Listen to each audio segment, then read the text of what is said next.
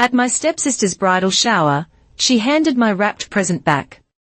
"Return the gift," Tessa said, smiling like a blade. "You don't belong in our family photos." What none of them knew was that I'd already scheduled a registry post with receipts, timestamps, and one audio file that started with my stepfather's voice. It would publish the night before her wedding, pinned to the top of her wish list, where every guest would see.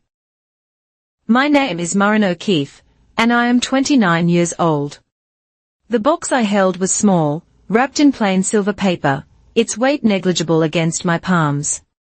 I was in the Garden Finch, a restaurant in Briar Falls that tried too hard to be charming.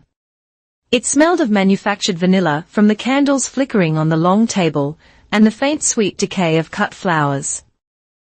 The table was covered in a cheap lace runner that snagged on my watch as I sat down. It was a Sunday afternoon. The light outside was a flat, unforgiving white that bled through the large windows, exposing every smudge on the glass and every crack in the plaster. This was my stepsister Tessa Rook's bridal shower. She stood across the room, a focal point of manufactured joy against a wall of fake peonies and hydrangeas. Her friends, a flock of women in pastel dresses and professionally applied makeup, surrounded her. They laughed with their mouths wide open, a performance of delight for the benefit of an iPhone camera held by one of the bridesmaids. Tessa tilted her head, placed a hand on her hip, and smiled. It was a well-practiced expression, one I had seen her use for every school photo, every holiday card, every staged moment of her life. My mother, Janine, stood just outside the circle, her own smile fixed and brittle. It was the same smile she wore whenever I was in the room, a social adhesive meant to hold the fractured pieces of our family together. She looked across the table, her gaze sliding over me as if I were part of the furniture, a coat rack, an empty chair. She saw me. Of course, not seeing me was an active choice, a muscle she had exercised for 14 years until it had become strong and reflexive. I waited. Patience is a form of observation. I watched the other women present their gifts, large, ornate boxes filled with blenders and air fryers and expensive lingerie. Each offering was met with a chorus of performative gasps and applause. The pile of presents grew on a designated table, a monument to a future Tessa believed she was entitled to. Finally, during a lull in the ritual, when the photographer was changing a lens and the chatter had subsided to a low hum, I stood up. I walked the length of the table, the worn carpet muting my footsteps. The box in my hands felt colder now, heavier. Tessa turned to me as I approached, her smile tightened at the corners. "Murrin," she said, her voice a little too bright. "I didn't think you'd make it." It wasn't a welcome. It was an accusation. "Wouldn't miss it," I said, my own voice flat. A stone skipping across a frozen lake. I held out the gift. She took it, her fingers brushing mine. Her nails were perfect ovals of pale pink. "4 mornings you'll actually remember," I offered a small, dry joke. It was a set of 2 heavy-bottomed glass tumblers, custom engraved with the letter M for her fiancé's surname, Miller. Simple, classic, unbreakable, with the right care. Tessa didn't laugh. She lifted the lid of the box just enough to see the contents and the small square tag tucked inside. My name, Murrin O'Keefe, was written in black ink. Her eyes flickered from the tag to my face. The bright social mask fell away, revealing the hard, familiar contempt beneath. She placed the lid back on the box with a soft, definitive click. Then she pushed it back across the small space between us, her knuckles white, the silver paper crinkled. "Return the gift," she said. The words hung in the air, clean and sharp as a shard of glass. The hum of conversation around us died. "Excuse me," I said. Not because I hadn't heard, but because I wanted the moment recorded, etched into the memory of everyone present. I wanted witnesses. Tessa's smile returned, but this time, it was different. It was a blade. "You heard me. We are trying to keep the photos clean. You don't really fit the family aesthetic. A nervous laugh erupted from one of the pastel dresses. Someone near her whispered, awkward, and the word, meant to be discreet, carried across the suddenly silent room. My mother looked down at her lap, studying the weave of her napkin, as if it were the most fascinating object in the world. She would not intervene. She never did. I looked at the rejected gift sitting on the edge of the floral centerpiece. It seemed small and pathetic now. I didn't pick it up. I left it there, a piece of evidence. That's when he arrived. Graham Rook, my stepfather, entered the private dining room with the quiet, heavy presence of a man who owned every room he walked into. He was late, as usual. The scent of expensive whiskey and self-importance preceded him. He was wearing a navy blue blazer, his graying hair perfectly styled. He was the picture of suburban success, the man who paid the bills, the man whose temper was the weather system the rest of us navigated. He greeted Tessa with a kiss on the cheek and clapped his future son-in-law on the back. His eyes scanned the room, taking in the scene. They landed on me, then flickered down to my left wrist. For a fraction of a second, his gaze rested on the faint silvery line of a scar near the bone, a pale crescent moon on my skin. It was barely visible anymore, a ghost of an injury. But he saw it. He always saw it. His expression didn't change, but a muscle twitched in his jaw. Then he looked away, turning to my mother, his face softening into a mask of husbandly affection. He had seen me, acknowledged the history between us with that single glance, and dismissed me all in under 3 seconds. It was a masterclass in silent intimidation. I felt the familiar coldness settle in my chest. It wasn't anger anymore. It was something harder, more precise. I reached down and picked up the gift box from the table. I didn't return to my seat. I walked to an empty chair by the door and placed the box on it, leaving it abandoned. Then I took out my phone. I held it up, feigning a text message. The lens was unobtrusive. I took a single high-resolution photograph of the room. I framed it carefully. In the shot were the long table, the faces of the guests caught in various states of unease. My mother still studying her napkin. Tessa smiling again for her friends. Graham pouring himself a glass of water. In the background, a large ornate clock on the wall. The hands pointed to 3:47 p.m. The quality of the late afternoon light, the position of every person, the exact time. It was a perfect piece of context, a time-stamped alibi for the truth. With the photograph saved to a secure folder, I walked out of the room onto a small, empty flagstone patio. The air was cool and smelled of damp earth and car exhaust from the nearby street. I leaned against the brick wall and opened an application on my phone. It was a simple interface, password protected and encrypted. On the screen were the words, registry post scheduled. Below them, a date and time, Friday, 8 p.m. I tapped the entry. A draft appeared, a block of text and a list of attached files. Everything was ready. All it required was the world to keep turning for another 5 days. My phone vibrated in my hand.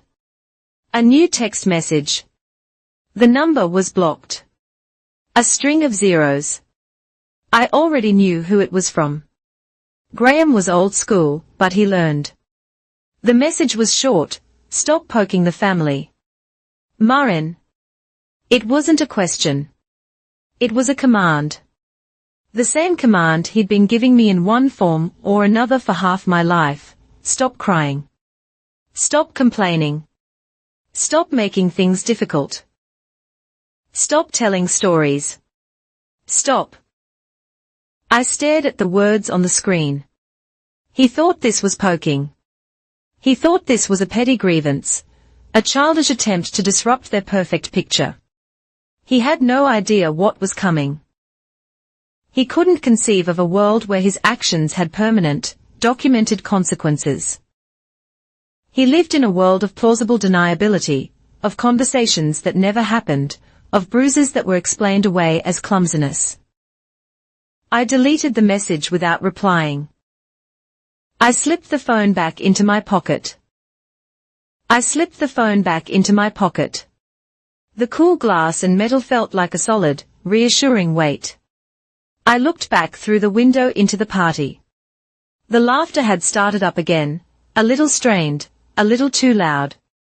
They were smoothing over the awkward moment, erasing it from the afternoon's official narrative. They were experts at erasure, but I was an expert in preservation. I had been collecting, documenting, and archiving for years. They thought my silence was acceptance.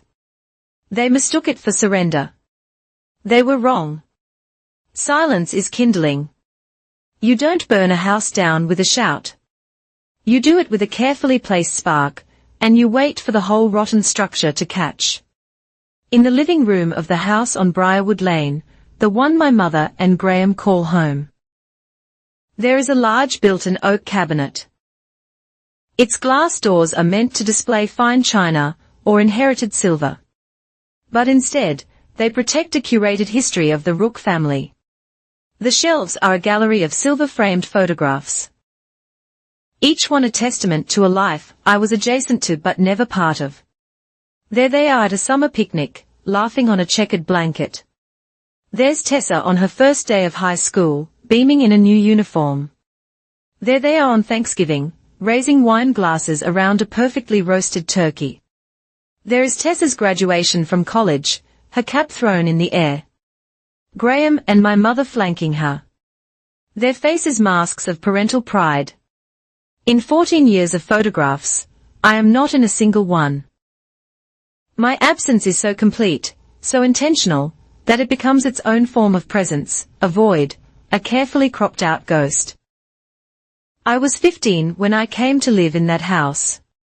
My father had been dead for 6 months, a period of time that felt both like a minute and a lifetime. My mother, who had been divorced from him for years, decided it was time for me to have a stable home.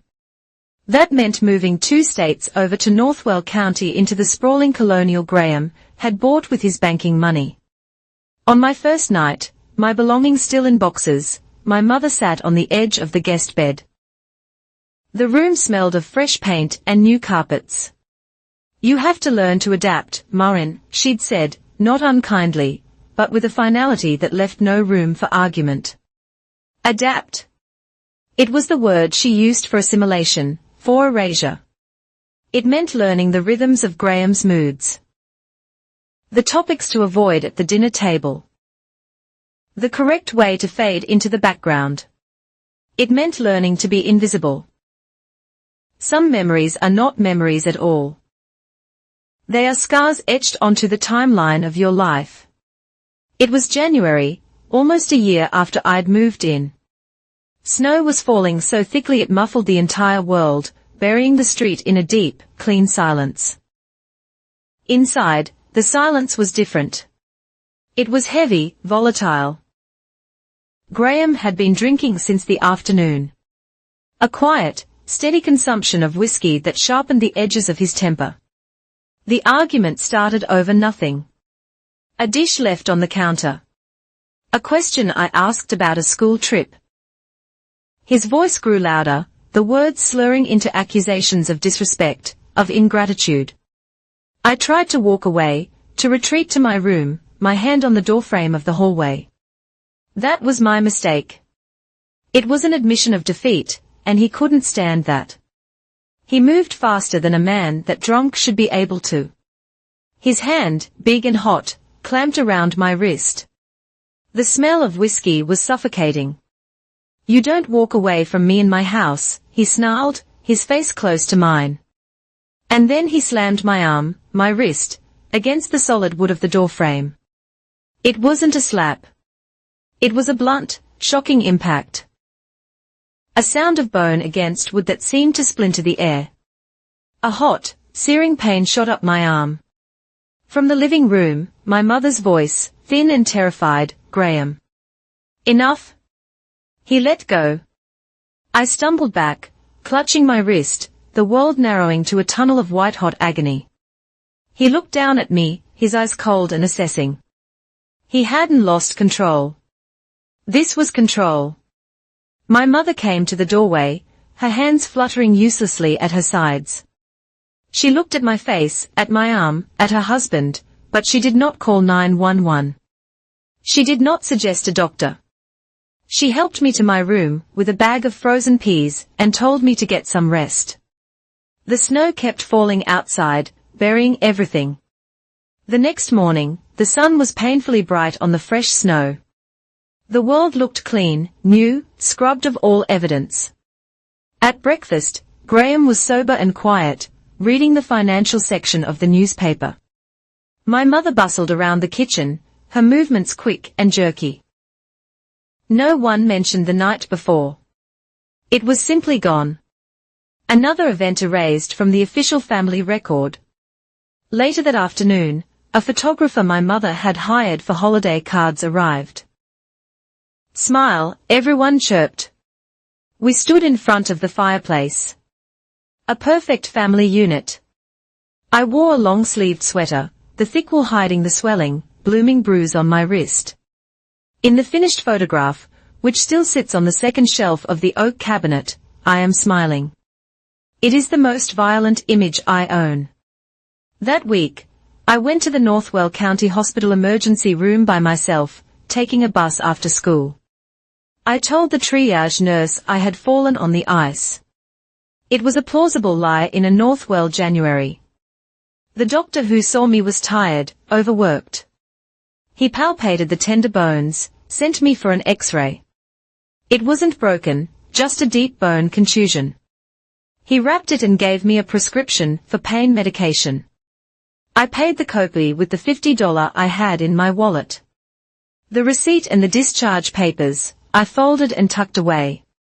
The clinical, detached language of the physician's notes became my first piece of concrete truth. Patient presents with significant swelling and discoloration on left wrist. Reports of fall. Physical findings show contusion consistent with blunt force. Consistent with blunt force. The words felt like a verdict. Before the bruise faded, I took a picture of it in the harsh light of my bathroom. A road map of purple, blue, and sickly yellow.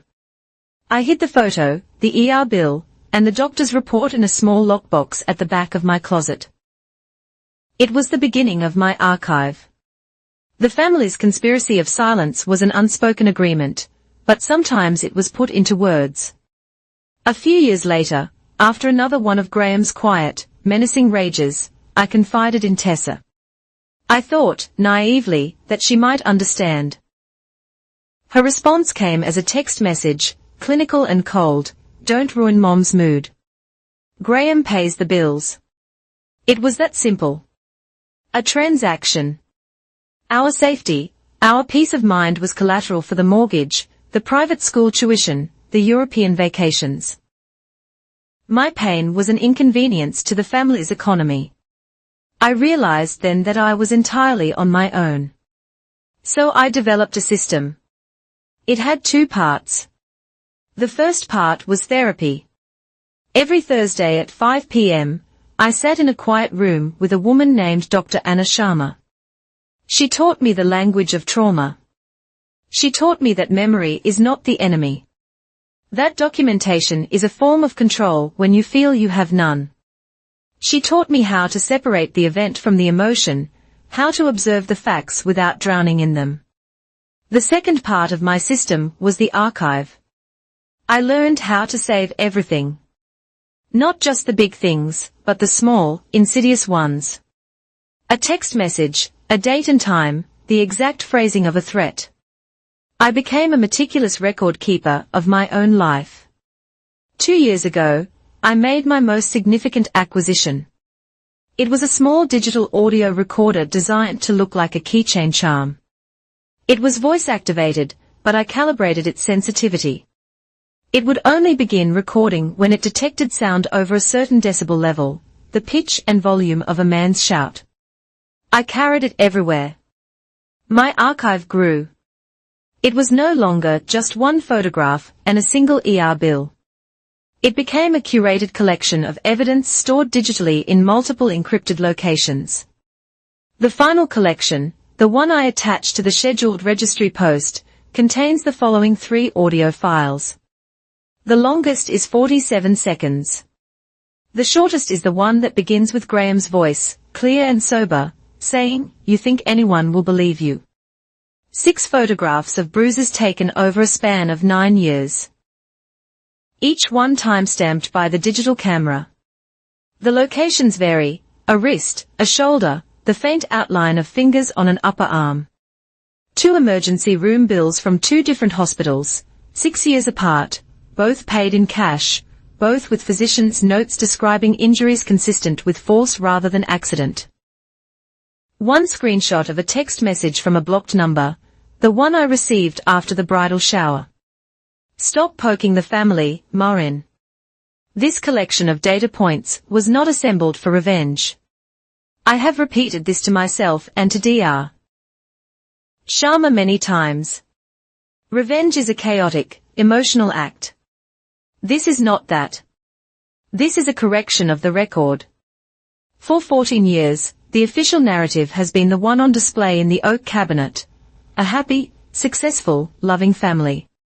My archive is a footnote to that narrative. It is the errata page. It is the truth that exists in the margins, outside the silver frames. I wasn't looking for retribution. I wasn't looking to ruin a wedding. I was looking for the truth to be heard. Just once, in a forum they couldn't control, in a language they couldn't deny. I was looking for the silence to end. When Tessa said the words, "Return the gift," something in the architecture of my grief and patience shifted. It was not a moment of anger, it was a moment of profound, ice-cold clarity. For years, I had weighed the consequences of speaking out, always concluding that it would be my word against theirs, a messy, emotional battle I was destined to lose. I would be cast as the unstable, vindictive stepdaughter, the troublemaker looking for attention. They had spent 14 years building a fortress of plausible deniability. And I had no battering ram. But those 4 words, spoken in public in front of a dozen witnesses, were not a battering ram. They were a key. She had handed me the justification, the perfect, unassailable reason. She rejected my gift, so I would return theirs, the gift of my silence. The transaction was clean. It was public. It was the permission I never knew I needed. That evening, back in the quiet of my small apartment, the city lights of Briar Falls a distant, indifferent glitter. I did not cry. I did not pace. I sat at my desk and opened my laptop. The machine whirred to life, its fan a soft mechanical sigh in the silence. My fingers were steady on the keyboard. There was no hesitation. The years of planning, of archiving, of waiting for an opportunity that was both legally sound and morally irrefutable, had coalesced into this single point in time. I navigated to the website, https://www.google.com/arch/map/mapleregistry.com. Tessa and Callum smiling, professionally photographed faces greeted me from the homepage banner. Help us build our future. The cheerful script read. Below it were categories: kitchen, honeymoon fund, home, garden. And there, tucked away at the bottom of the page, was the feature I had discovered weeks ago during my initial reconnaissance, a small hyperlink. Leave a note for the guests. It was intended for sweet messages, 4 travel tips for out-of-towners, 4 last-minute updates about parking. It was an unlocked door. I clicked it. A simple text box appeared, not unlike a blog post interface. The cursor blinked, a patient, rhythmic pulse. I began to type. My first words were chosen for their disarming neutrality, their gentle tone of concern. Before you purchase a gift for Tessa and Callum, I feel it is important for you, as their friends and family, to have a more complete picture of the family you are supporting. Please read this. The ellipsis at the end was deliberate. It was a pause, an invitation to lean closer, to wonder what could possibly come next.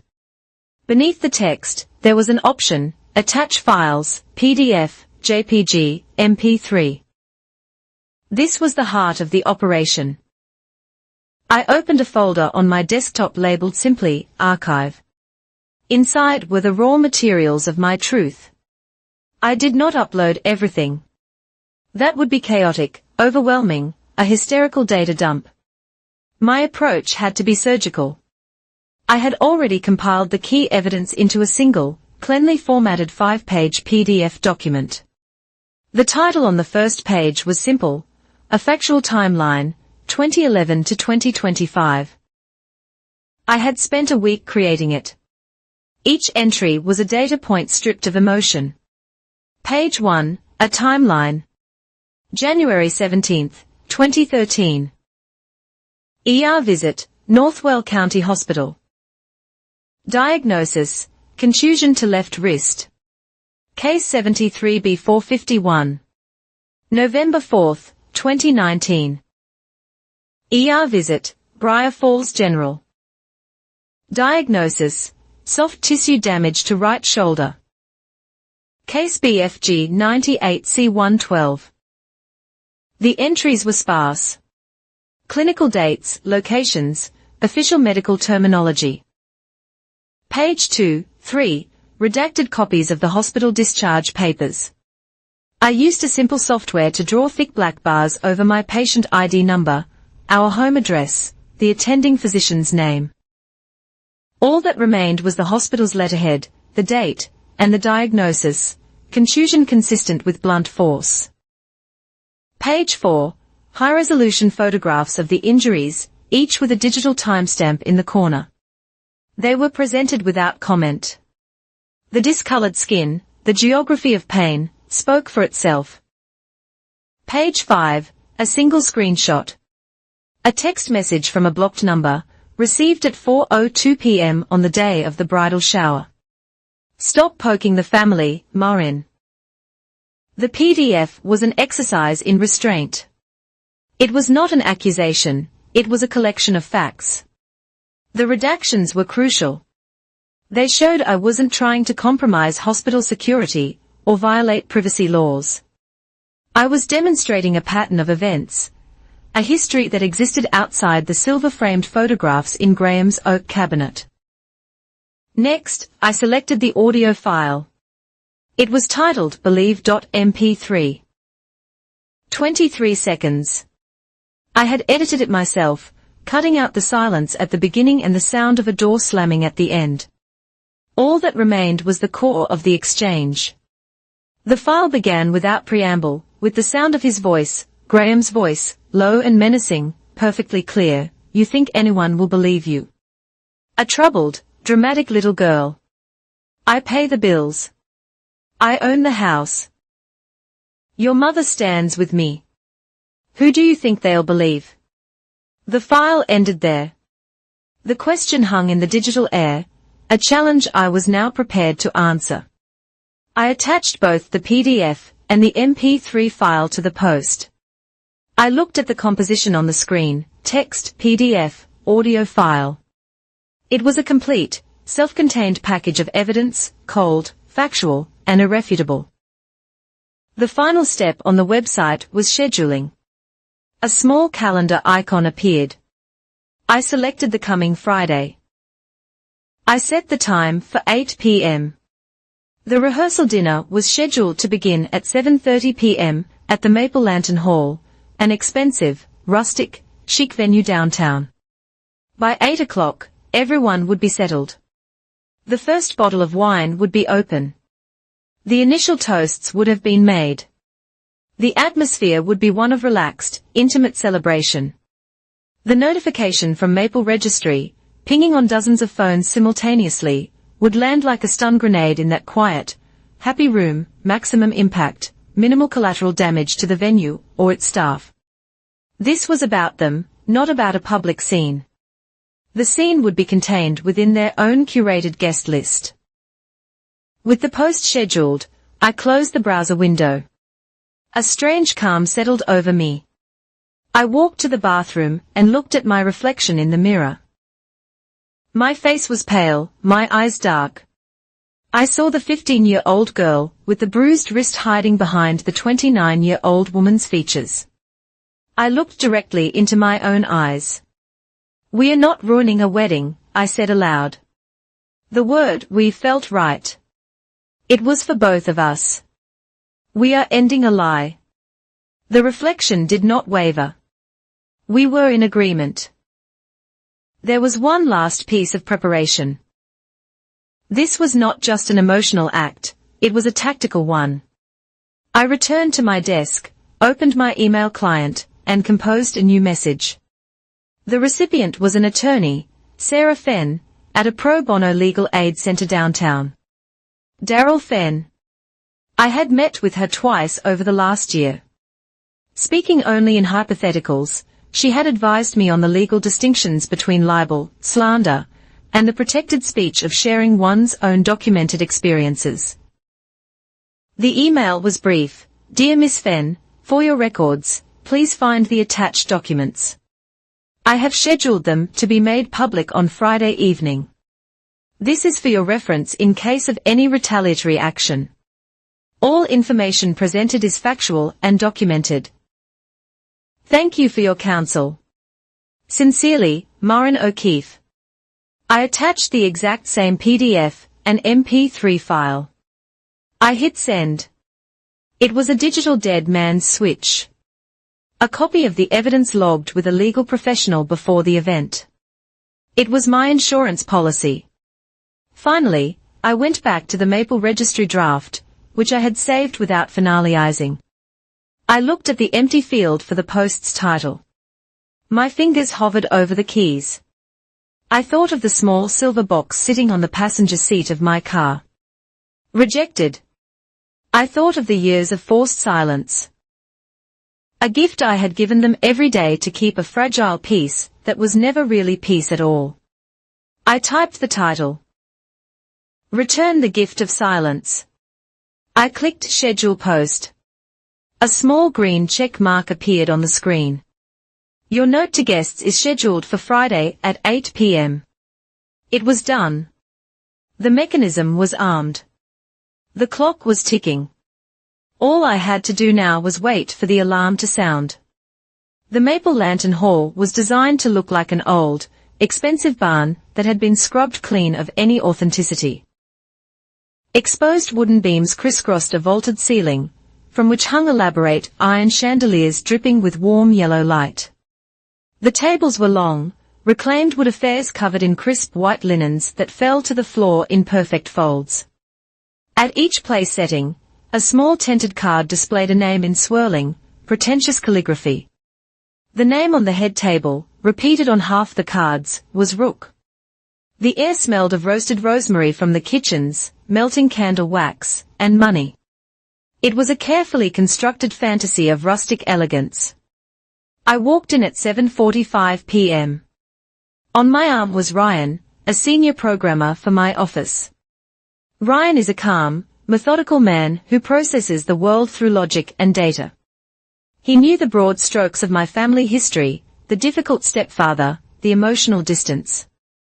He did not know the specifics of the archive or the digital time bomb set to detonate in 15 minutes. He was here as a buffer, a neutral presence. My +1. He saw it as an act of collegial support in a difficult social situation. I saw him as a witness.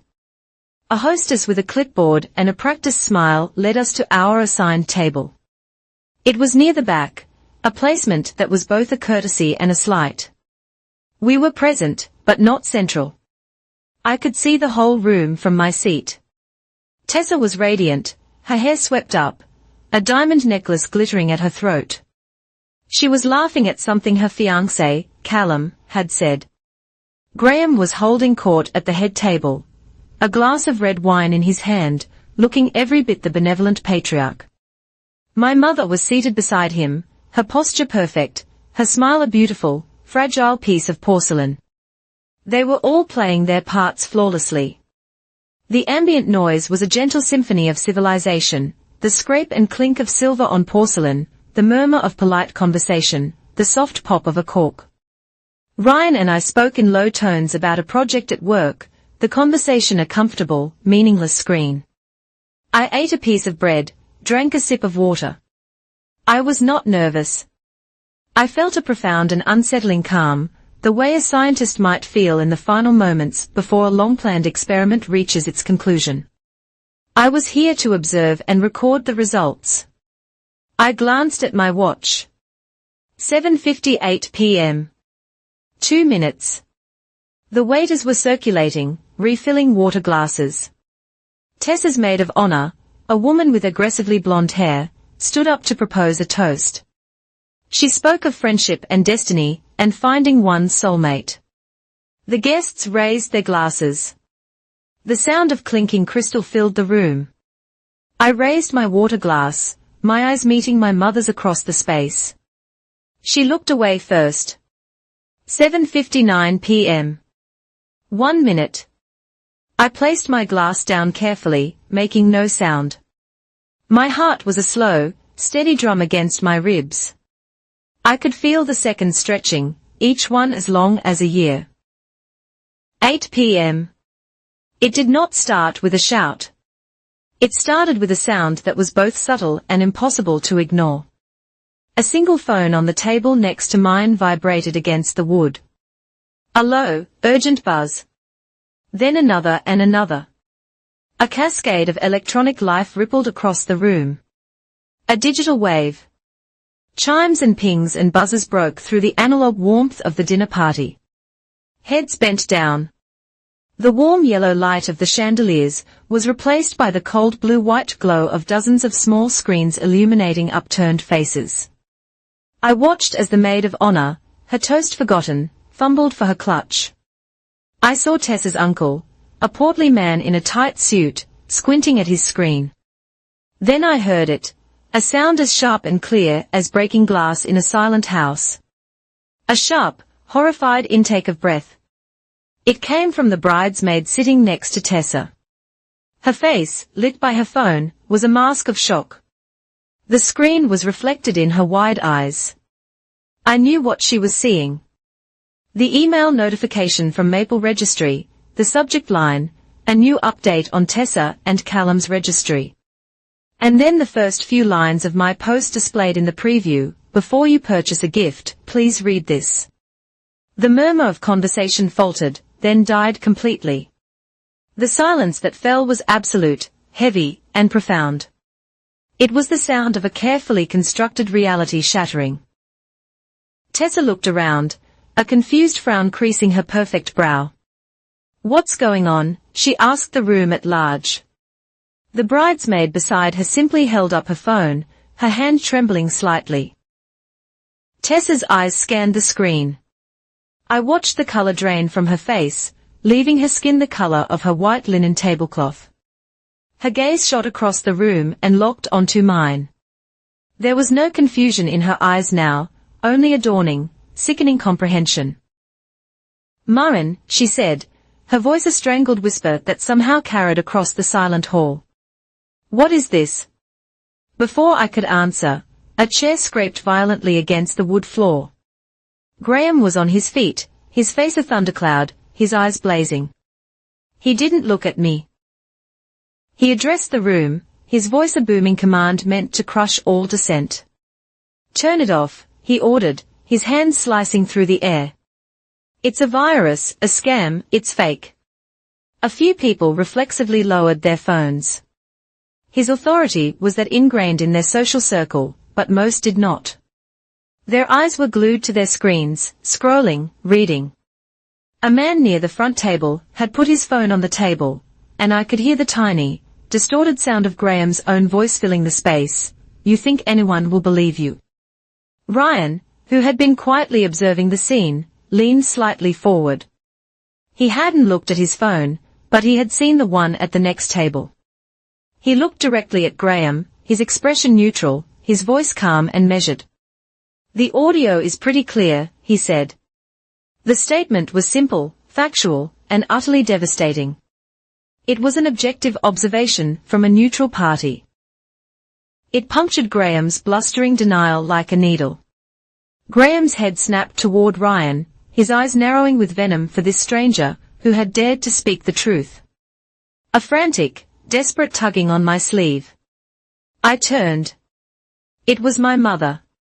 She had moved from her seat and was now standing beside me, her face pale and crumpled with panic. "Please," she whispered, her fingers digging into my arm. "Marin, please. Not now. Not like this." It was the same plea I had heard my entire life, "Not now. Don't make a scene. Let it go." I looked into her terrified eyes. And for the first time, I felt nothing. No pity, no anger, just a vast, empty distance. "I've waited 14 years, I said, my voice so quiet only she could hear it.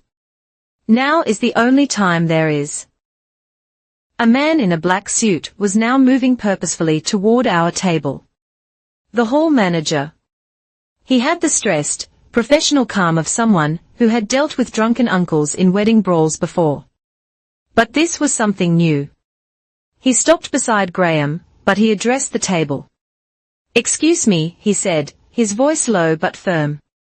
"I just received a telephone call from a representative at the Maple Registry website. They've been alerted to a controversial post," the manager continued, choosing his words carefully. "They are required to verify the author before they consider taking any action. They need to know if the person who posted it, a Ms. Marin O'Keefe, is present and can confirm she is the one who wrote it." The room was a vacuum. The air was thick with unspoken questions. The manager turned his gaze to me. It was not an accusation, just a question that required an answer. Graham stared at me, his face purple with rage, daring me to speak. Tessa looked at me, tears welling in her eyes, a silent plea for me to undo what I had done. My mother's hand was still on my arm, a dead weight. This was the moment, the culmination of everything, the end of the silence. I met the manager's gaze. I did not raise my voice. I spoke into the absolute stillness of the room. My words clear, precise, and unwavering. "I am Marin O'Keefe," I said, "and I stand by every line." My statement hung in the air, clean and absolute. It was not an argument. It was a position. The manager, a man clearly unequipped for this specific type of crisis, gave a stiff, formal nod. The verification he needed had been provided. What happened next was no longer a matter for the venue, but for the family, whose facade had just been publicly dismantled. But the narrative was no longer contained within the warm, wood-paneled walls of the Maple Lantern Hall. In the digital world, time and distance are meaningless. The story had already escaped. Before the manager had even finished his sentence, a screenshot had been taken. A woman at a corner table, the sister of one of Graham's business partners, captured the entire post on her iPhone 15 Pro with 2 taps. The image was cropped and sent to a private Facebook group, Briar Falls Moms. The group had 4,300 members. It was the digital town square, a place for trading pediatric and recommendations, complaining about school policies, and most importantly, disseminating high-stakes local gossip with the speed of a contagion. The caption was simple. "Anyone else see this on Tessa Rook's wedding registry? Unbelievable." The first comment appeared in 17 seconds. "OMG, that's Janine's husband." "Right, Graham Rook." The second, "I'm at the rehearsal dinner right now. You can cut the tension with a knife." The third, "Someone just shared this to the Northwell County Weddings group." The second group was a forum for brides-to-be and vendors. It was a professional network, and the introduction of my post into that ecosystem was like dropping a match into a fireworks factory. A guest from the groom's side, a cousin named Mark, saw the post there and tagged Callum's older brother. His comment was a public detonation. Is this the groom's family? Callum, you need to see this, man. The number of shares, previously a trickle, became a flood. The post was no longer just about the Rooks. It was now about the Miller family, who were being unwillingly stapled to a public scandal the night before their son's wedding. The real-world consequences began to manifest, not as emotional outbursts, but as a series of quiet, professional calculations of risk. The hall manager's phone began to vibrate incessantly in his jacket pocket. He excused himself, walking quickly toward his office. A few minutes later, he returned, his face pale, and whispered something to the wedding planner. The first domino was the DJ, a young man who ran a popular local entertainment company. His text to the planner was concise, seeing some very concerning info online about the Rook wedding. My contract has a safety and conduct clause. I need to speak with management to confirm a security plan for tomorrow's event. Otherwise, we may need to invoke the clause and withdraw our services. The second was the baker. An email landed in Tessa's inbox, CC'd to my mother, from the Flower Box Petal Company. Subject: urgent invoice for Rook Miller wedding cake. The message was polite, corporate, and brutal. Dear Tessa and Janine, in light of certain information that has recently come to our attention online and given the potential for event disruption, our company policy requires us to request the remaining 100% of the balance be paid in full by 9 a.m. tomorrow morning. To mitigate our controversy risk, failure to do so will result in the cancellation of your order. The cake, a 5-tiered monstrosity Tessa had spent 3 months designing, was now being held for ransom. The third call was to a number that was never meant to be involved. The St. Jude's Community Church, where the ceremony was to be held, had a secretary, who was also a member of Briar Falls Moms. She saw the post and, in a fit of moral panic, called the parish priest, Father Michael. The wedding planner's phone rang again.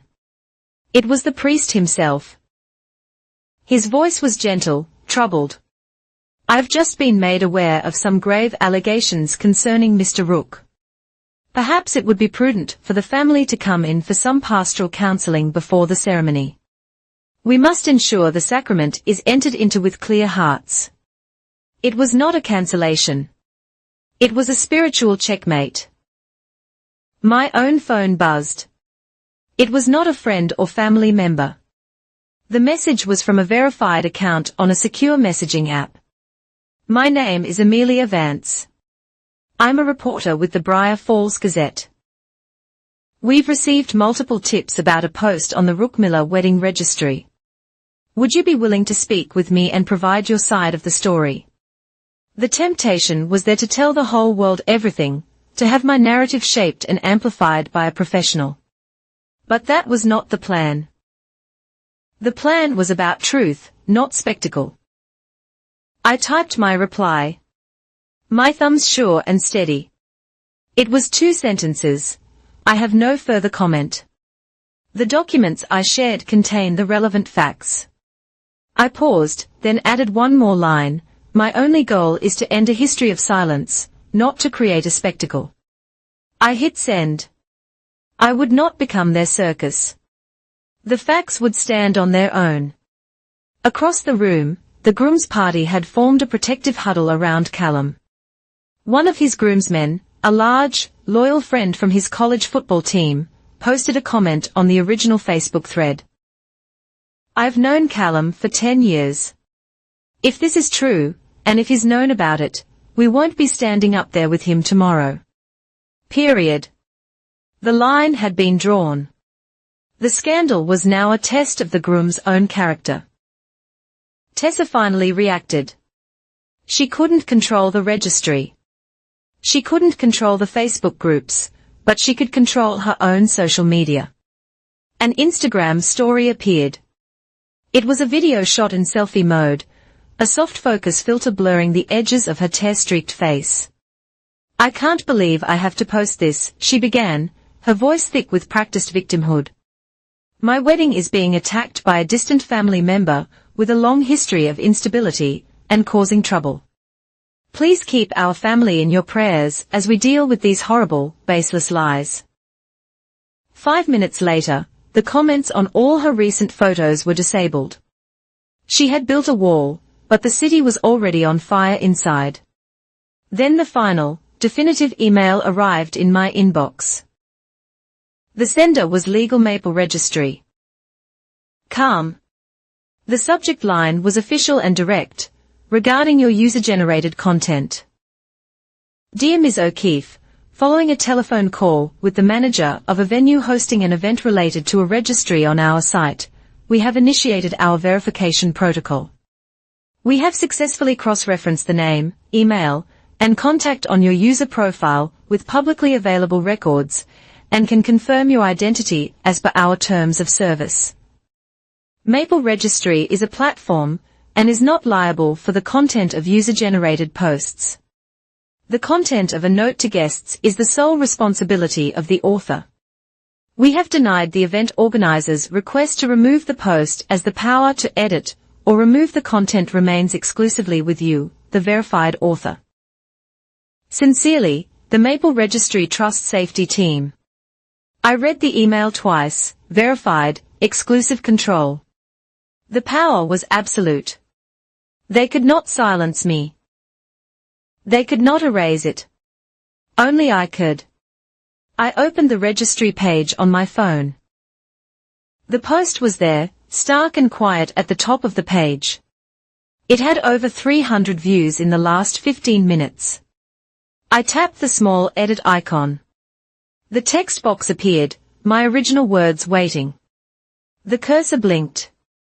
I thought about Tessa's plea to return the gift. I thought about the silence they had given me for 14 years. I added a new line at the very bottom of my post. A final instruction for the guests who were now caught in the crossfire. If you are unsure what to believe, I typed, I suggest you buy nothing. Silence, after all, can always be returned. The manager did not ask, he instructed. His voice cut through the paralyzed silence of the dining hall. Mr. Rook, Mrs. Rook, Tessa, Ms. O'Keefe, with me, please, now.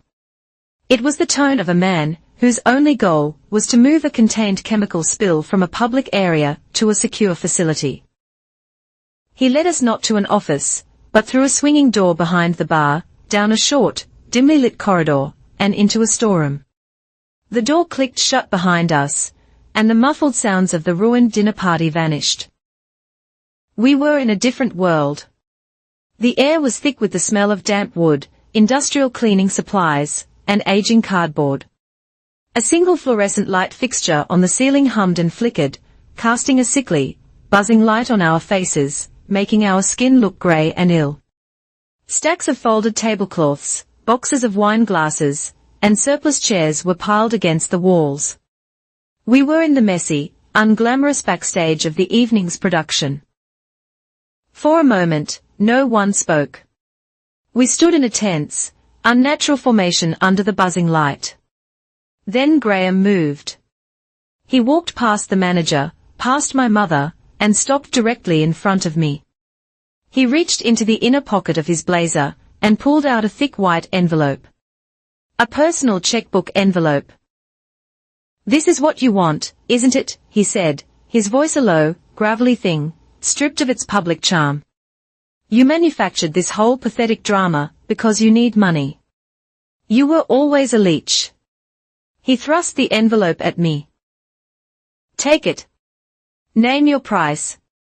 Then you delete that post and you disappear for good. The envelope felt obscene in the sterile, humming air.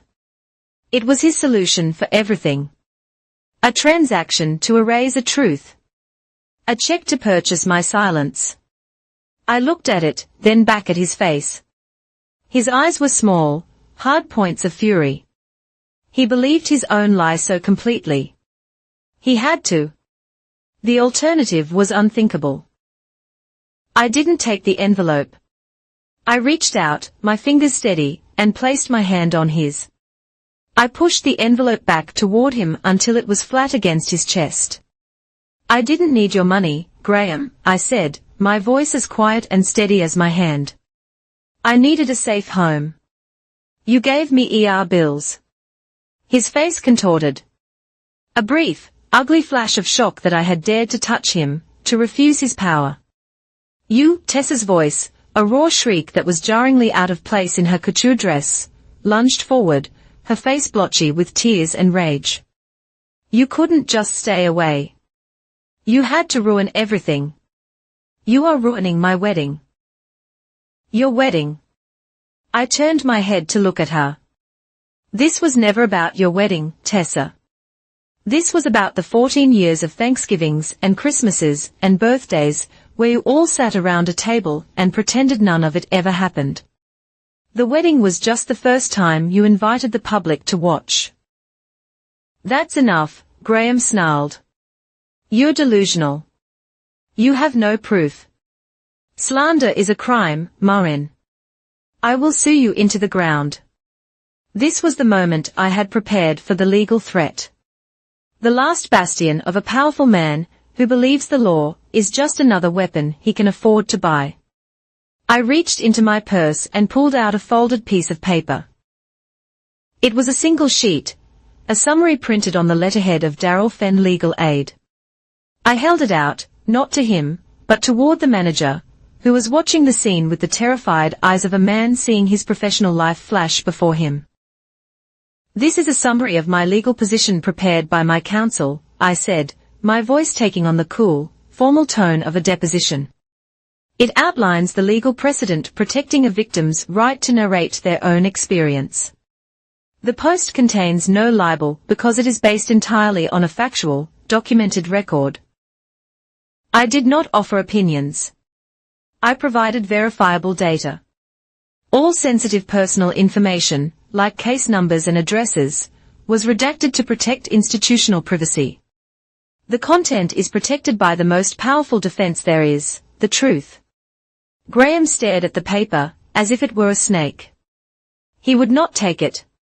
A small, broken sound came from beside me. My mother. She had been silent until now.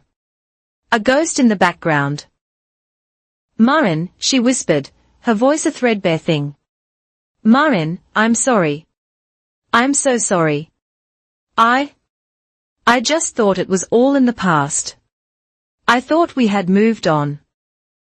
Moved on. I looked at her, and the ice in my veins finally cracked just a little. You don't move on from a broken bone, Mom. It heals, but it always heals differently. It remembers the break. You didn't want to move on, you wanted me to forget. I reached into my pocket and took out my phone. My thumb moved to the audio folder. There were 3 files. The world had heard the first one. This one was different. This one was for her. I pressed play. The file was 11 seconds long.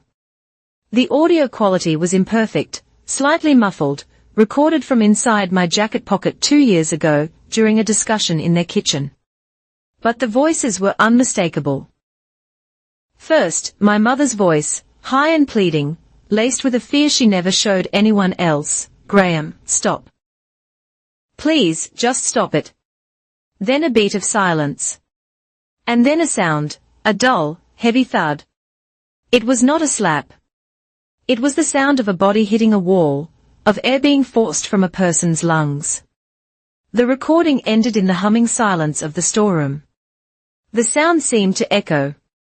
My mother made a noise like a dying animal, and covered her mouth with her hands. Tessa stared, her face a canvas of dawning horror, as if she was finally understanding that the monster in her house was real. Graham's face was no longer red with anger. It was white with pure animal rage. The mask was gone. The benevolent patriarch, the successful banker, all of it evaporated under the buzzing fluorescent light. All that was left was the thing that had slammed my wrist into a door frame all those years ago. You, he growled, and he lunged. It happened fast, but the manager was faster. He was a surprisingly solid man, and he stepped directly into Graham's path, planting his hands on Graham's chest. "Sir, you need to calm down, sir. That's enough." Graham struggled for a second, a powerful man unused to being restrained.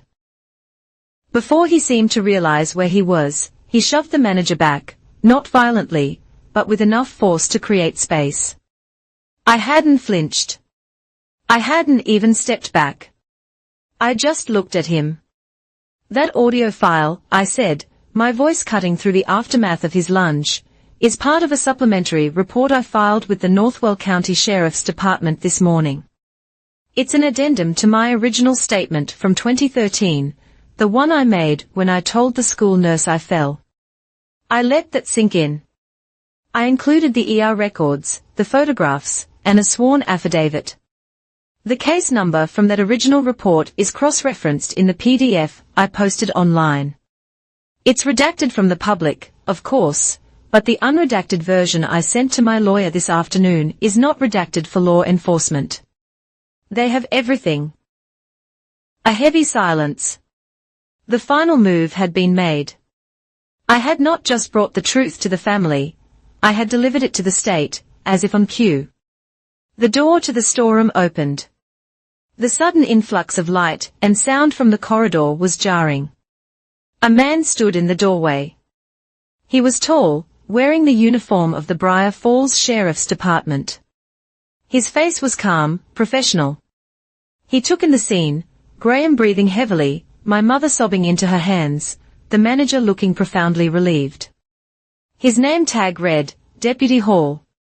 The manager had made the call the moment Graham had lunged. A credible threat of violence. The deputy's eyes moved from person to person, assessing, and finally rested on me. "We received a call about a disturbance," he said. His voice the most reasonable thing I had heard all night.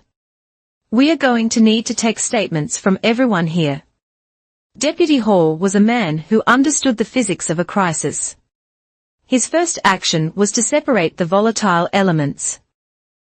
He took Graham's statement first, leading him out of the storeroom and into the main hall, positioning him at a table far from the remaining guests. This simple act of removal changed the atmosphere in the storeroom instantly. The air, which had been thick with the threat of violence, thinned out, leaving behind a residue of grief and exhaustion. He took my statement next.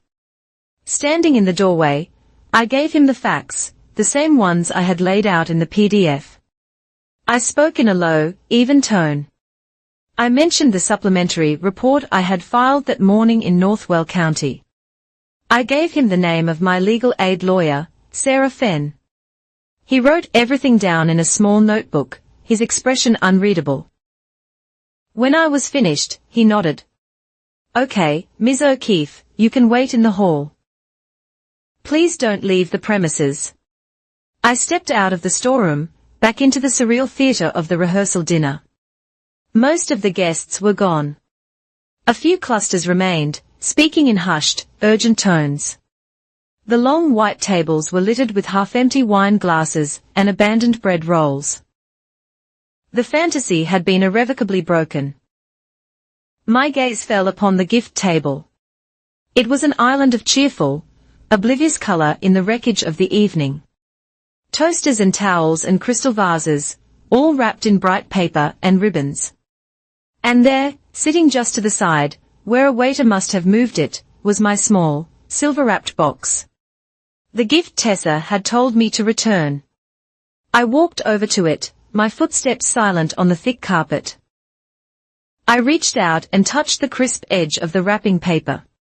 It was cool and smooth beneath my fingertips. And in that moment, under the warm yellow lights of the empty hall, the meaning of the last week, the last 14 years, inverted itself with the force of a physical blow. Return the gift. Her words, a command, an expulsion. But she was wrong. I was not the one who had been commanded to make a return. I was the one delivering it. The gift they had given me. The entire Rook family, silence. It was a heavy, shapeless thing, a gift I never asked for. They wrapped it in the guise of peace, of family unity, of not making a scene. They presented it to me on my 15th birthday, on every holiday, after every slammed door and hissed threat. They expected me to keep it forever, to store it somewhere deep inside me where it would fester and rot. But I had not kept it. I had taken their gift of silence. And I had packaged it. I curated it. I documented its weight and its texture and its terrible dimensions. I put it in a box made of facts and evidence, tied it with the ribbon of their own hypocrisy. And I had placed it on the one table they couldn't clear away, their public wedding registry. I had returned the gift. The transaction was finally complete. My mind flashed back to that first piece of paper in my archive. The ER report from Northwell County Hospital. I remembered the lie I had told the tired, overworked doctor. A lie to keep the peace. A lie to survive. His pen had scratched across the form, recording my fiction as fact. Patient reports fall. For years, that phrase had been a source of shame, a testament to my own complicity in my own silencing. But this morning, in the sworn affidavit I had filed with the Sheriff's Department, I had corrected the record. I had crossed out that lie with a truth that felt as solid and real as the pen in my hand.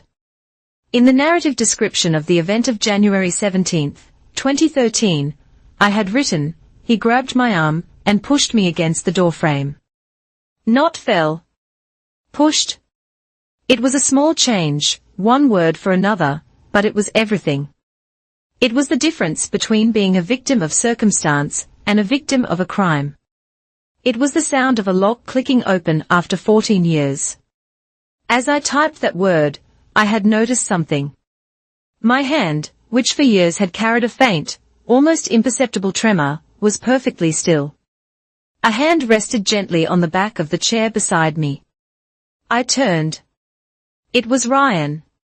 He had been sitting quietly at our abandoned table, watching me. He didn't offer empty platitudes. He didn't say he was sorry for what happened. He just looked at me, his expression one of quiet, solid certainty. Murrin, he said, his voice low.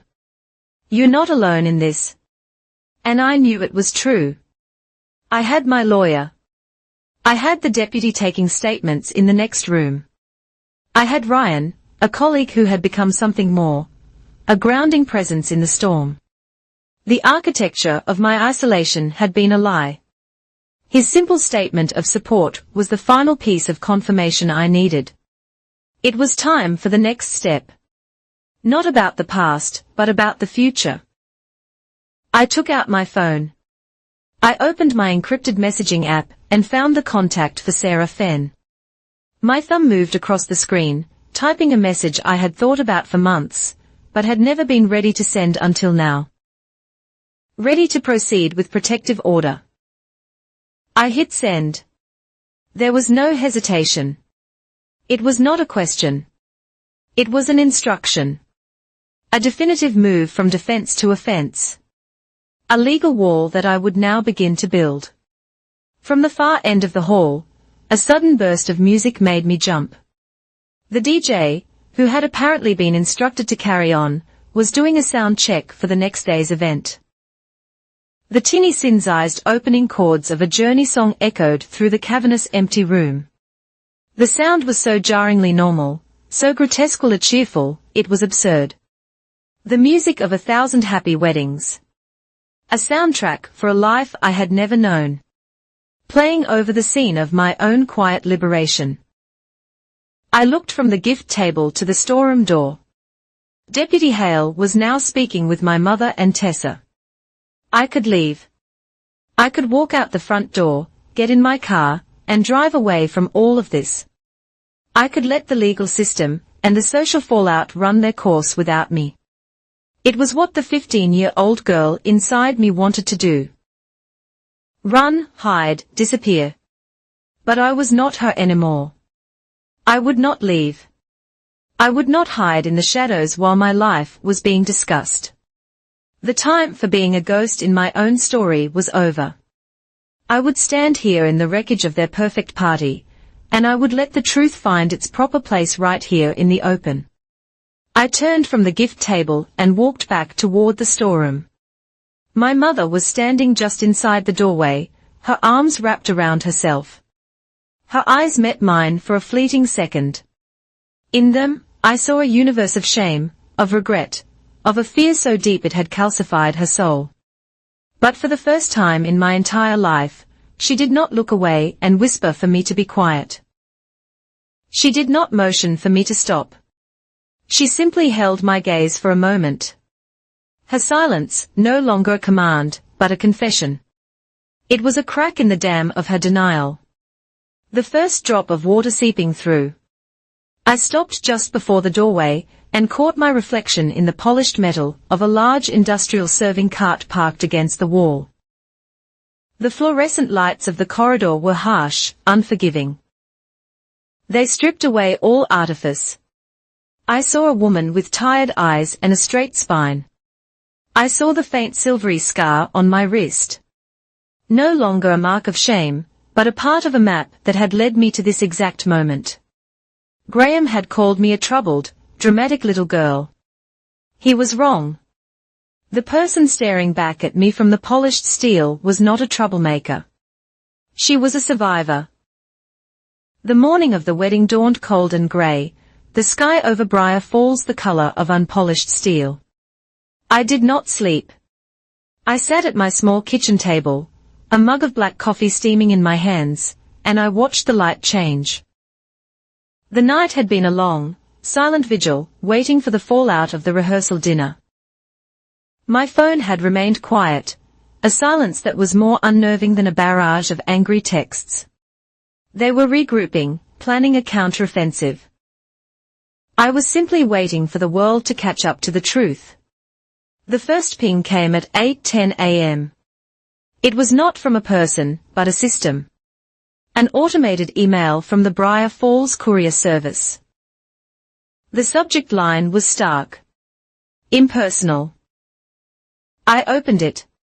The body of the email contained the tracking number and a short, emotionless message. Our driver attempted delivery of your package to the Rook residence. The package was refused by the recipient. It is being returned to the original shipping hub, and will be sent back to you within 3 to 5 business days. Attached was a single low-resolution image from the driver's handheld device, as proof of the attempted delivery. It was a photo of my small, silver-wrapped box. Affixed to the front was a large, aggressive red sticker in bold white all-caps letters. It spelled out a single word, return. Tessa had refused the package. She had made her rejection, which had started as a cruel piece of theatre at the bridal shower, into an official, documented fact.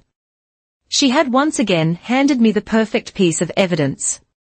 I took a screenshot of the email, capturing the date, the time, and the image of the box with its scarlet label. I opened the Maple Registry website. My post was still there, a quiet grenade at the top of the wish list. I clicked Edit. I uploaded the screenshot, placing it directly below my initial statement. Then I added a new line of text, a caption for the image, some gifts belong back where they came from. I hit save. The effect was immediate. The digital ecosystem, which had been buzzing all night, reignited. The few remaining comments defending the Rook family were quickly buried under a new wave of reactions. A woman who identified herself as one of Callum's aunts posted, "This is deeply concerning. We are pausing our gift purchases until we have clarity on this situation." Her comment was liked over 50 times in 10 minutes. The tide of public opinion, which had been a swirl of confusion, was now beginning to move decisively in one direction. At 9:30 a.m., another email arrived in my inbox. The subject line was stark, impersonal, action taken on your registry. My stomach tightened. For a moment, I thought they had found a loophole, a way to silence me. But the message was different. Dear Tessa Rook and Callum Miller, it began, a form letter CC'd to me as the author of the post. Due to a high volume of user reports and an explicit request from you, the event organizer, we have temporarily suspended the gift purchasing function on your registry. Please note that as per our terms of service, this action does not apply to user-generated content in the Note to Guest section. The note will remain visible until, and unless it is removed by the verified author. I read it again. They had shot themselves in the foot. In their panic, they had shut down their own ability to receive gifts, but they had not been able to remove the reason why. The registry was now a static billboard displaying my warning for all to see. The decisive call came at 10:47 a.m. My phone rang. An unknown local number. I answered on the second ring. Is this Maureen O'Keefe? A man's voice asked, calm and professional. It is Ms. O'Keefe. This is Deputy Hale with the Briar Falls Sheriff's Department. We spoke last night. Yes, Deputy. I remember. I'm calling to let you know I've been in contact with the Sheriff's Office in Northwell County. They've reviewed the supplementary report you filed yesterday morning along with the digital evidence you provided. Given the nature of the evidence and the events reported last night, they've flagged the case as urgent. The District Court Judge is willing to hear a petition for an emergency protective order this afternoon. There's a calendar opening at 3 p.m. Can you be at the Briar Falls Courthouse by then? I looked at the clock on my stove. 10:48 a.m. The wedding ceremony was scheduled to begin at 4 p.m. at St. Jude's Community Church. An hour's difference. An eternity. The legal system, so often a slow, grinding machine, was suddenly moving with the speed of a bullet. Yes, I said, my voice clear and steady. I'll be there. Good. Bring any and all documentation you have. I'll meet you there. He hung up. The world suddenly snapped into sharp focus. Ryan had texted earlier, a simple, let me know if you need anything. I called him. He answered immediately. The courthouse, I said. I need a ride to the courthouse for 3 o'clock. There was no hesitation in his voice. I'll pick you up at 2:30. He arrived exactly on time. The drive downtown was quiet. The car, a safe, silent capsule moving through a city that was oblivious to the war being waged in its midst. As we pulled up to the courthouse, my phone began to vibrate, a frantic, insistent buzzing. It was a string of text messages from Tessa. Maureen, please don't do this. You've made your point. Everyone is freaking out. The wedding is a disaster. If you stop this now, I will make them apologize. A pause. Then the final, pathetic offering. I will say I'm sorry. I looked at the words on the screen. The desperate, conditional plea of a person who still didn't understand the fundamental nature of the problem. She thought this was about a feeling, an apology, a concession. She thought my pain could be bartered with. I typed my reply, my thumb pressing each letter with cold precision. An apology isn't a protective order. I sent the message and then I blocked her number. The courthouse smelled of old paper, floor wax, and a faint, lingering anxiety. Deputy Hale met me inside and walked me through the process. He handed the file to a clerk, a woman with tired eyes and an efficient, no-nonsense demeanor. We sat in a small, empty courtroom before a judge who looked at the file, then at me over the top of his reading glasses. He asked me 3 questions. Are the statements in this document true and accurate to the best of your knowledge? Do you believe you are in immediate danger of harassment or harm from the individual named herein? Graham Rook. Do you understand that this is a temporary order pending a full hearing? To each question, I answered, yes, Your Honor. He nodded, made a notation on the file, and handed it back to the clerk. She picked up a heavy, wooden-handled stamp. She brought it down on the front page of the order with a loud, satisfying thud that echoed in the quiet room.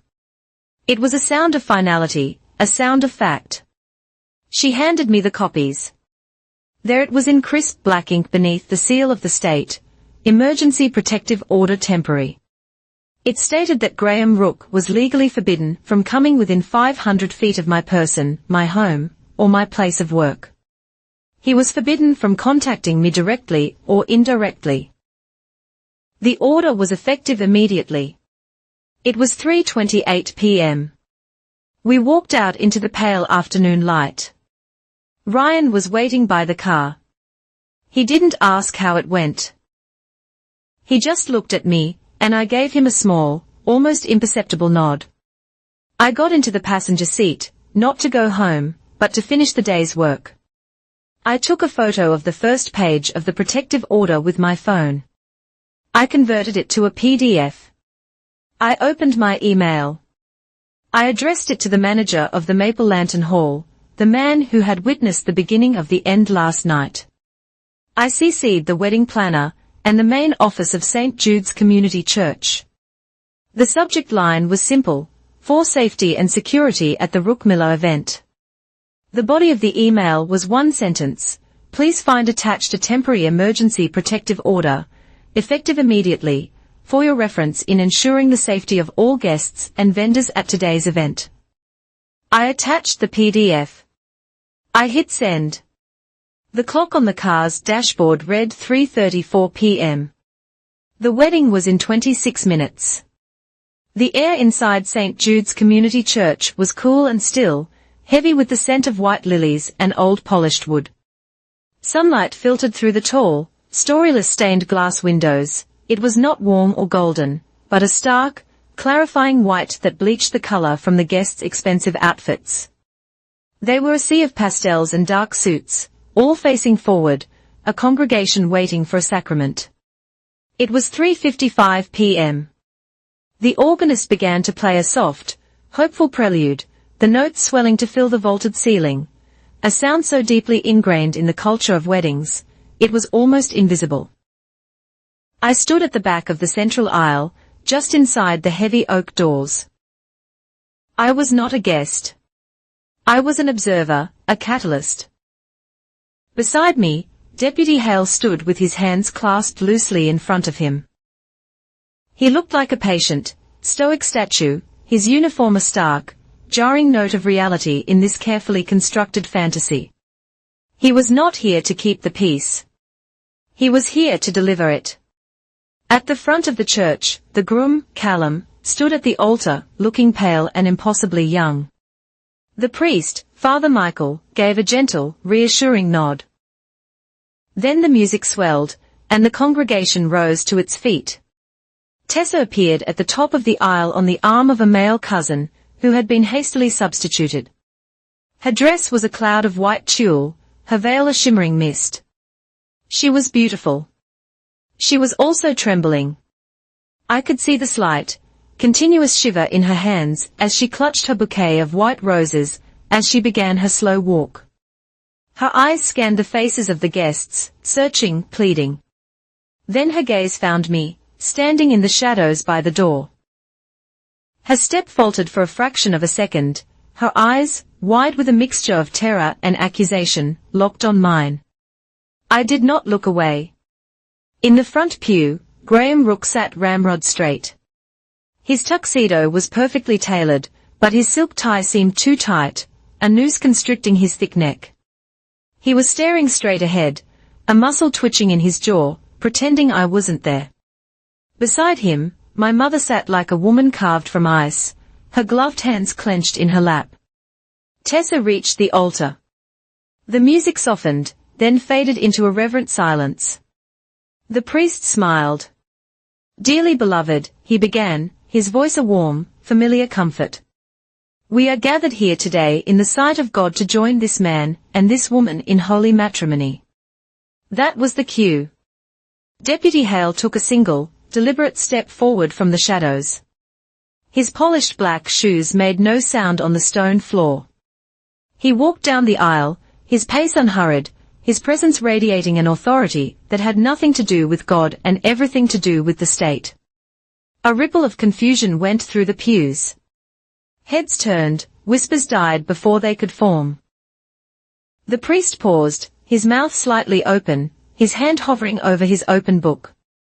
Deputy Hale did not stop until he reached the front pew. He stopped directly in front of Graham Rook. He did not raise his voice. He did not need to. In the profound, ringing silence of the church, his words were as clear and sharp as a scalpel. Service of a temporary protective order on Graham Rook. The words landed in the holy space with the weight of a tombstone. No one moved. No one breathed. The only sound in the entire church was the crisp tearing sound of Deputy Hale unfolding a trifold legal document. It was a sound that cut through the lies and the incense and the sacred vows. It was the sound of a lie being ripped open. This order, issued by the Briar Falls District Court, the deputy continued, his voice a calm, procedural monotone, prohibits you from any form of contact, direct or indirect, with the petitioner, Ms. Murrin O'Keefe. It prohibits any act of harassment or threat. He paused, letting the words settle. Then he delivered the final, decisive blow. The order further prohibits you from knowingly being present at any public or private event where the petitioner is also present. This includes places of worship. He looked from the paper to Graham. Ms. O'Keefe is present. Sir, you are in violation of a court order. The wedding planner, a woman who had been hovering near the side chapel, now stepped forward, her face ashen. She had received my email. She knew what this was. She gestured to the venue's head of security, who had been discreetly positioned nearby. The manager spoke, his voice a low, urgent whisper meant only for Graham. Sir, you'll need to leave now. Please. Graham did not seem to hear him. He was staring at me, his face a mottled, horrifying mask of disbelief and pure, unadulterated hatred. He slowly got to his feet. He was a big man, and his presence filled the space, a vortex of contained violence. This is my family's, he began, his voice a low, dangerous growl. He stopped. His eyes had flickered to the side aisle where a woman dressed, as a guest was holding up a small, professional-grade camera. It was not the official wedding photographer. It was Amelia Vance, the reporter from the Briar Falls Gazette. The flash from her camera was a silent, blue-white explosion that seemed to freeze him in place. The threat of public exposure, of a photograph that would live forever on the internet, that was the one force more powerful than his rage. He deflated. The aggression drained out of him, replaced by a look of utter, impotent fury. And then the quietest, most significant event of the day occurred. My mother, who had been frozen beside him, made a choice. She stood up and she took one small, deliberate step to the side, away from her husband. She did not touch him. She did not look at him. She simply moved, creating a distance of several inches between them. It was a tiny distance, and it was a canyon. It was the first time in 14 years she had not stood with him. I looked back at the altar. I looked at Tessa. She was staring at her father, her veil askew. A single, perfect tear traced a path through her makeup, then another. I could not guess their meaning. Were they tears for her ruined wedding, the collapsed fantasy she had worked so hard to build?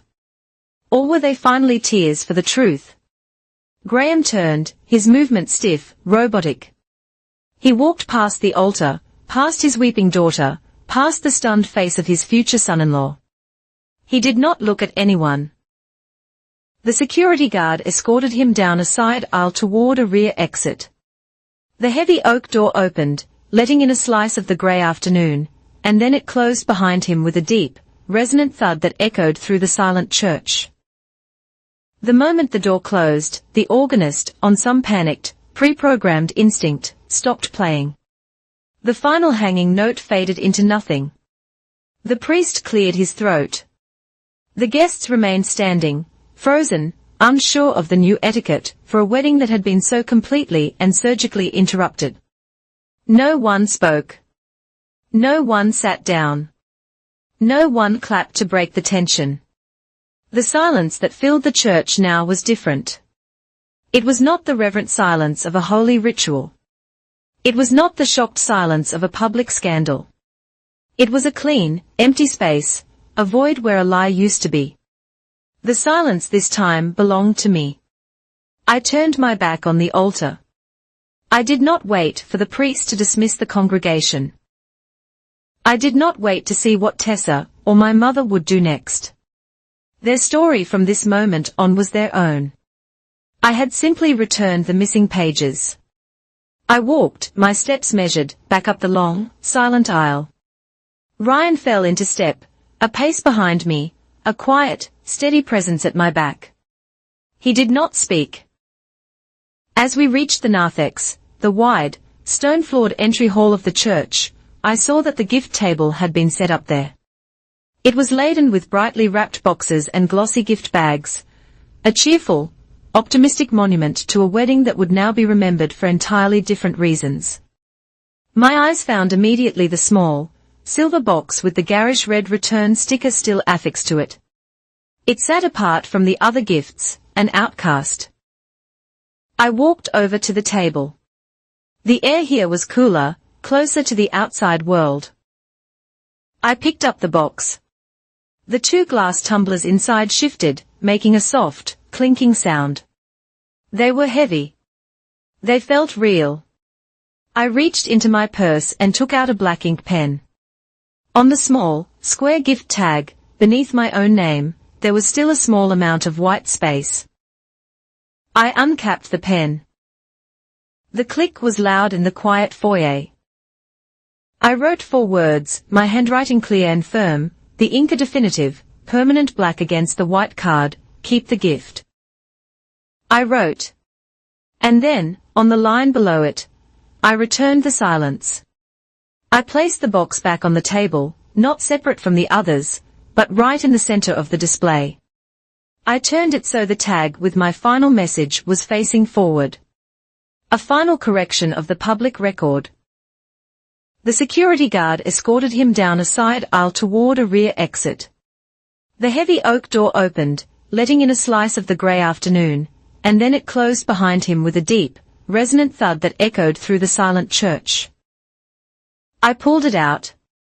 It was one last automated email notification from Maple Registry. A summary of the post's activity before the purchasing function had been suspended. The subject line read, "Your note has been viewed 2,347 times." Over 2,000 people, more than the entire population of some of the small towns I grew up in. More than enough. I looked at the number on the screen. It was not a score. It was not a measure of victory. It was simply a data point that confirmed my mission was complete. The truth was no longer locked in my archive or in my memory. It was in the world. It had been seen. It could not be unseen. My work was done. I pressed the button on the side of the phone and the screen went dark. I did not need to watch the number climb. I did not need to read the comments. I did not need any more people to believe me. The truth was now standing in its proper place, and it no longer required my protection. A sudden, cold gust of wind swept across the church steps, whipping a strand of hair across my face. It was a sharp, clean feeling. The wind blew across my left wrist, the one that bore the faint, silvery scar. On instinct, I clenched my hand into a fist. I looked down at it. For the first time in as long as I could remember, it was perfectly, completely still. The tremor was gone. Ryan came to stand beside me, not speaking, just waiting. I looked at the stone steps leading down to the street, to the rest of my life. I did not look back at the tall oak doors of the church. I did not look back at the stage where their lives had been so publicly and irrevocably altered. There would be no epilogue for the people who had forced my silence. Their story would continue, but I was no longer a character in it. I had written myself out of their narrative. I took the first step down, then the next. The stone was solid and cold beneath my feet. And if you'd like to help it reach even more people who might need to hear it, please support us by hitting that like button. It truly makes a difference.